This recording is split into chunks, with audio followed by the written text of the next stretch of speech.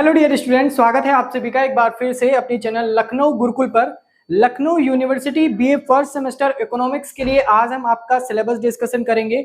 आपका entrance exam समाप्त हो चुका है, आप लोग विश्वविद्यालय में एडमिशन ले चुके हैं। अब आपकी क्लासेस स्टार्ट होने को हैं और स्टार्ट कई चल भी रही हैं। लेकिन आपको बता दें कि यहाँ पर मेजर और माइनर पैटर्न रहता है। सब कुछ बताएंगे कि मेजर वालों को क्या पढ़ना है और माइनर वालों को यहाँ पर क्या पढ़ना है। फिलहाल आज की इस पर्टिकुलर वीडियो में हम डिस्कस करेंगे लखनऊ विश्वविद्यालय बीए फर्स्ट सेमेस्टर के लिए आपका जो इकोनॉमिक्स का है सिलेबस उसके बारे में। ठीक है, तो बाकी आपका जो सिलेबस है वो हम आपके सब्जेक्ट वाइज बताते रहेंगे। आज हम इकोनॉमिक्स का करेंगे। इसके दो पेपर होते हैं जैसा आपको पता होगा, एक तो है पेपर फर्स्ट और दूसरा है पेपर सेकंड। ठीक है, ध्यान रखिएगा कि कौन सा पेपर मेजर वालों को पढ़ना है, कौन सा पेपर माइनर वालों को पढ़ना है। ये पहले लखनऊ विश्वविद्यालय ने सिलेबस का डिस्कशन करने से पहले पूरा पैटर्न आपके सामने क्लियर कर दिया है। ठीक है, अगर हम इसको थोड़ा सा और जूम करना चाहें तो हम जूम कर सकते हैं। एक सेकेंड, जी हाँ, आप एकदम क्लियर आपको यहाँ पर दिख रहा होगा। केवल हमें यहाँ पर इसी टॉपिक पर फोकस करना है। ठीक है, और बाकी अभी आप लोगों के लिए मतलब का नहीं है, क्योंकि हम फर्स्ट सेमेस्टर के पैटर्न पे आपको डिस्कस कराने वाले हैं उसके सिलेबस के बारे में।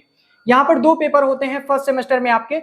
पहला पेपर है आपका माइक्रो इकोनॉमिक्स पेपर फर्स्ट और दूसरा है इंडियन इकोनॉमी पेपर फर्स्ट। ठीक है, यहाँ पर इसके जो क्रेडिट्स हैं आपको 4-4 क्रेडिट दिए जाएंगे। ठीक है, ये आपको ध्यान रखना है कि मेजर फर्स्ट वालों के लिए, मेजर के यहाँ पर आपको बता दें, मेजर के लिए आपके दो पेपर होते हैं। ठीक है, और जो माइनर होता है वो आपको एक चूज करना होता है, यानी कि टोटल नंबर ऑफ पेपर्स आपके 3 होते हैं, जिसमें से 2 मेजर के होते हैं, 1 माइनर के होते हैं।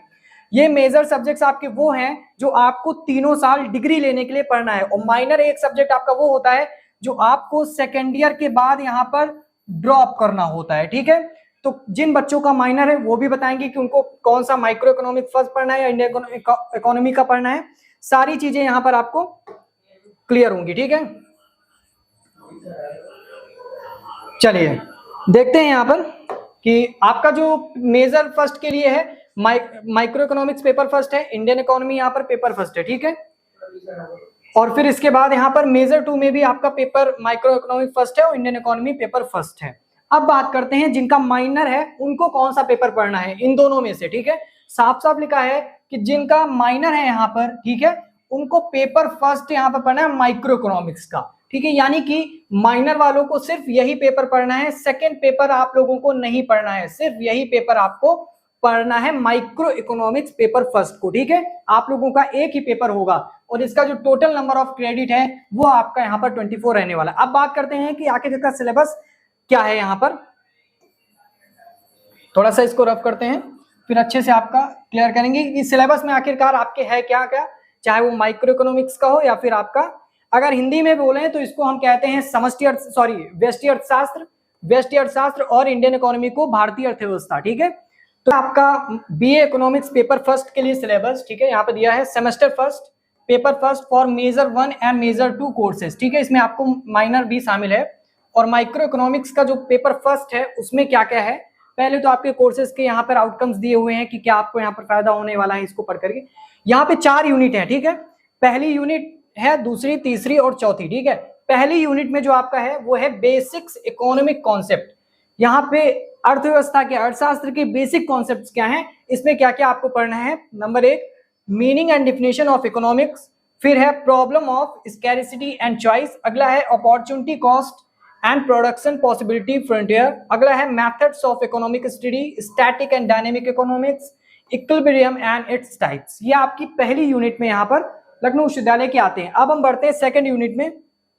तो सेकंड यूनिट के लिए आपका आता है demand analysis and consumer behaviour paper first के लिए। ठीक है, यहाँ पर पहला पार्ट यहाँ पर आपको पढ़ाया जाएगा demand analysis and consumer behaviour first. ठीक है, जिसमें आपको concept of demand, demand function, law of demand, elasticity of demand, जिसके types, measurement and factors affecting demand elasticity, ये आपको बताया जाएगा। फिर इसके बाद आप बढ़ेंगे आगे, अगला पॉइंट, तो इसी में ऐड होगा यूटिलिटी एनालिसिस, यानी कि जो आपकी उपयोगिता है उस पर चर्चा यहाँ पर की जाएगी, जिसमें आपको यहाँ पर कॉर्डिनल अप्रोच पढ़ाई जाएगी, law of diminishing marginal utility, law of equi marginal utility और कंज्यूमर्स इक्विलिब्रियम के बारे में आपको यहाँ पर बताया जाएगा। ठीक है, तो चलिए ये आपका सेकेंड यूनिट तक हुआ। अब हम बात करते हैं यूनिट थर्ड के बारे में। तो यूनिट थर्ड में जो आपको पढ़ना है, आपको यहां पर दिख रहा होगा, यूनिट थर्ड में आपका आता है demand analysis and consumer behaviour second. हमने सेकंड यूनिट में आपका कंज्यूमर बिहेवियर का फर्स्ट पार्ट देखा था। अब यहां पर आपको जो देखना है, एक सेकंड, अब आपको यहां पर जो देखना है वो देखना है demand analysis and consumer behaviour second part, ठीक है, जिसमें आपका क्या होगा, यूटिलिटी का एनालिसिस होगा, जिसमें आपकी ordinal approach, indifference curve analysis, जिसमें आपकी प्रॉपर्टीज है, बजट लाइन है एंड इट्स स्लोप के बारे में बताया जाएगा। फिर आपका consumer equilibrium, price effect, income effect and substitution effect के बारे में। फिर आपका derivation of demand curve, consumer surplus और फिर रिवील्ड प्रेफरेंस थ्योरी, ठीक है। ये आपकी यूनिट थर्ड में आता है, जिसमें आपका demand analysis consumer behaviour part second में आपका आएगा। अब बात करते हैं यूनिट फोर्थ के बारे में। यूनिट फोर्थ में आपका आता है concept of production, factors of production, production possibility curve and production function, ठीक है। इसके बाद अगला पॉइंट आपका आएगा short run theory of production, law of variable proportions, long run theory of production, laws of return to scale, concept of isoquant line and the producers equilibrium. ये आपका fourth unit का कॉन्सेप्ट है। बस आपकी यहाँ पर टोटल 4 यूनिट ही दी हुई हैं। अब ध्यान रखना है, इसमें से कोई ऐसा नहीं है कि आपको कोई स्किप करना है कोई यूनिट, चारों यूनिट आपके लिए कंपलसरी हैं, ठीक है। पेपर अगर आप माइनर के हैं तो आपको सिर्फ माइक्रो इकोनॉमिक्स फर्स्ट पेपर ही पढ़ना है, ठीक है। इंडियन इकोनॉमी का पेपर आपको यहाँ पर नहीं पढ़ना है, ठीक है। फिलहाल ये आपका पेपर रहा माइक्रो इकोनॉमिक्स का। अब हम यहाँ पर बात करने वाले हैं इंडियन इकोनॉमी के सिलेबस के बारे में, देखेंगे पेपर सेकंड के बारे में, जो कि आपका है इंडियन इकोनॉमी, ठीक है। यानी कि आपके बीए फर्स्ट सेमेस्टर के इकोनॉमिक्स का पेपर सेकंड है, लेकिन इंडियन इकोनॉमी का पेपर फर्स्ट है, समझ गए बात। तो पेपर सेकंड जो होगा यानी इंडियन इकोनॉमी का पेपर फर्स्ट, ये आपका कोड आप देख सकते हैं, ECO 102 है आपका। इसमें भी आपकी 4 यूनिट हैं। पहली यूनिट में तो आपके आउटकम्स यहाँ पर दिए गए हैं क्लियरली, ठीक है। पहली यूनिट में है आपका development and structure of Indian economy, कि कैसे भारतीय अर्थव्यवस्था का विकास हुआ है और इसका कैसे यहाँ पर स्ट्रक्चर है, इसकी संरचना के बारे में बताया गया है। जिसमें आपका आता है concept of growth and development, ठीक है। फिर आता है developed, developing and emerging market के बारे में, इकोनॉमीज जिनको कि EME कहते हैं। फिर आता है कैरेक्टरिस्टिक्स ऑफ इंडियन इकोनॉमी, इसकी विशेषताएं क्या है भारतीय अर्थव्यवस्था की। फिर आता है India's economic development during plan period, ठीक है। जब भारत में योजना आयोग चल रहा था, आपको पता है उस समय की भारत की अर्थव्यवस्था क्या रही थी। NITI Aayog and post plan development के बारे में बताया जाएगा। Savings and capital formation in India, ठीक है, इसके बारे में आपको पहली यूनिट में जानकारी दी जाएगी, ठीक है। भारतीय जो अर्थव्यवस्था है उसके विकास, उसकी संरचना के बारे में आपको पहले यूनिट में आपको जानकारी मिलेगी। जब हम बात करते हैं सेकंड यूनिट की, सेकंड यूनिट में आपको पता चलेगा कि डेमोग्राफिक कैरेक्टरिस्टिक्स ऑफ इंडिया, ठीक है। यहाँ पर क्या यहाँ पर विशेषताएं रही हैं डेमोग्राफिक इंडिया की, ठीक है। इसमें आपका इंडियाज डेमोग्राफिक प्रोफाइल के बारे में, फिर regional contrast and basic demographic characteristics के बारे में। अगला है रैपिड पॉपुलेशन ग्रोथ के बारे में आपको बताया जाएगा। इंडियाज पॉपुलेशन पॉलिसीज के बारे में बताया जाएगा कि कौन कौन सी नीतियां जनसंख्या नीति को की रोकथाम के लिए लाई गई हैं। फिर एक concept and reasons of migrations, ठीक है। अगला है बेसिक थ्योरीज ऑफ माइग्रेशन, ठीक है। अब बढ़ते हैं आगे और अगली यूनिट में जो आपको हम बताएंगे,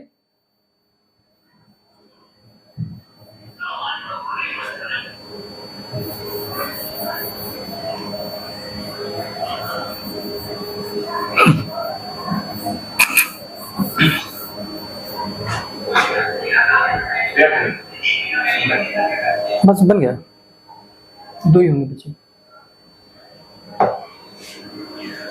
अब अगली यूनिट में हम देखेंगे, यहाँ पर यूनिट थर्ड है जिसमें बताया गया है पॉवर्टी एंड अनएम्प्लॉयमेंट, ठीक है। अब एक चीज आपको ध्यान रखना है, क्लास 11 की बुक है, ठीक है। क्लास 11 की इंडियन इकोनॉमी पे बेस्ड बुक है NCERT की, ठीक है। अगर आप उसे देखेंगे तो उसमें बहुत ही बेहतरीन तरीके से इस चैप्टर को मेंशन किया गया है, ठीक है। जितना ओरिजिनल डेटा है आपको वहां से बढ़िया मिल जाएगा। इसकी बुक्स भी आती है, हम आपको रिकमेंड कर देंगे कि कहाँ से क्या पढ़ना है, ठीक है। इसमें है आपका concept of unemployment types, measures to curtail unemployment in India, poverty relative and absolute, फिर है मेजर्स ऑफ पॉवर्टी एलिविएशन, फिर है एम्प्लॉयमेंट, एक सेकेंड, एम्प्लॉयमेंट जनरेशन प्रोग्राम्स के बारे में यहाँ पर बताया गया है आपको।